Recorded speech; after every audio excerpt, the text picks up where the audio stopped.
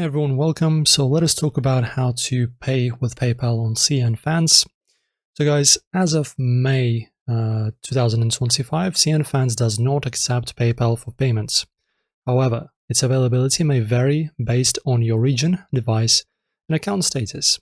Some users have reported that the PayPal option is not always visible or functional, possibly due to restrictions or temporary issues.